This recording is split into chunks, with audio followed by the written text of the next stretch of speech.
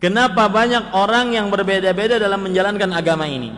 Padahal Tuhannya sama, nabinya sama, Al-Qur'annya sama. Bagus pertanyaannya. Karena berbeda-beda memahami Al-Qur'an dan hadis. Makanya dakwah salaf ingin mengajak agar satu pemahaman. Apa itu? Memahami Al-Qur'an dan hadis dengan pemahaman para sahabat. Kenapa para sahabat pemahamannya yang dicontoh? Karena satu, mereka diridhoi oleh Allah. Dua, mereka dicap oleh Allah dan Rasulnya sebagai manusia terbaik. Tiga, mereka kalau salah di dalam memahami Al-Quran dan hadis, kalau salah di dalam mempraktekkan Al-Quran dan hadis, langsung turun wahyu dari 7 petala langit kepada Nabi Muhammad SAW yang membenarkan, mengoreksi perbuatan kesalahan para sahabat. Dan tidak ada kaum yang seperti itu kecuali para sahabat. Saya beri contoh.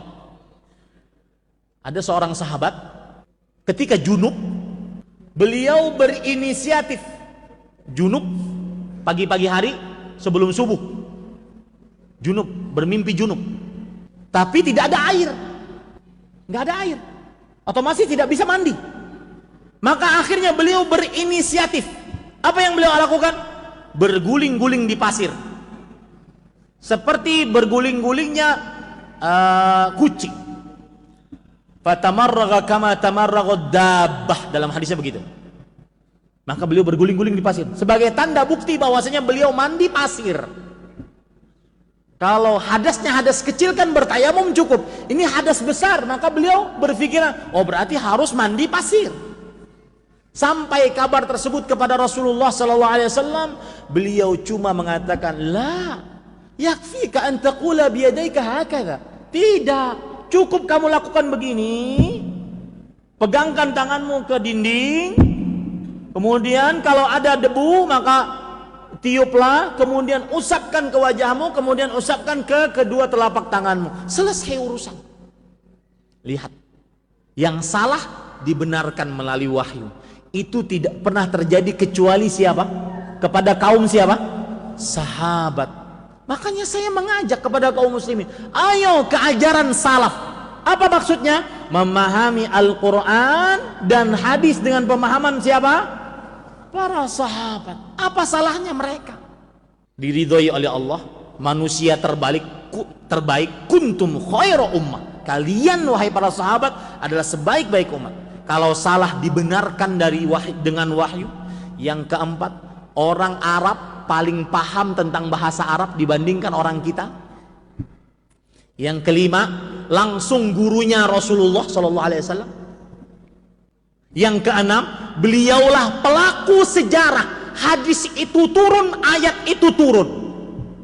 Mereka tahu, paling paham tentang ayat Al-Quran, hadis Rasulullah SAW. Apa kurangnya? Ustaz, kan ada mazhab Abu Hanifah, Imam Malik, Imam Syafi'i, Imam Ahmad. Kemana ini mazhab? Maka kita katakan, imam-imam itu pun ikut siapa? Para sahabat. Dan saya katakan dengan tegas, tidak mengapa Anda belajar mazhab Syafi'i. Fikih mazhab Syafi'i diantaranya matan, ghayah, wa taqrib. Belajarlah, belajar fikih di sana, silakan. Tetapi ketika Anda mengamalkan sebuah amalan, maka harus berdasar dari Al-Quran dan hadis. Belajar fikih tujuannya apa? Karena Pak, di dalam semua mazhab itu fikihnya sudah teratur rapi, dari mulai toharah, kemudian bejana, masalah air, masalah berwudu, mandi, tayamum, mengusap di atas sepatu, mengusap di atas jilbab, terus sampai sholat, puasa, zakat, teratur rapi. Di dalam mazhab begitu, maka silahkan Anda belajar mazhab. Bahkan saya katakan, silahkan Anda mengatakan saya mazhab Syafi'i, boleh, tidak ada yang melarang. Asalkan kalau beramal harus berdalil dari Al-Quran dan Sunnah yang dipahami oleh para sahabat. Nah itu sebabnya yang bertanya ini, kenapa Tuhannya kan sama, nabinya sama, kitabnya sama, yang beda apanya? Pemahamannya.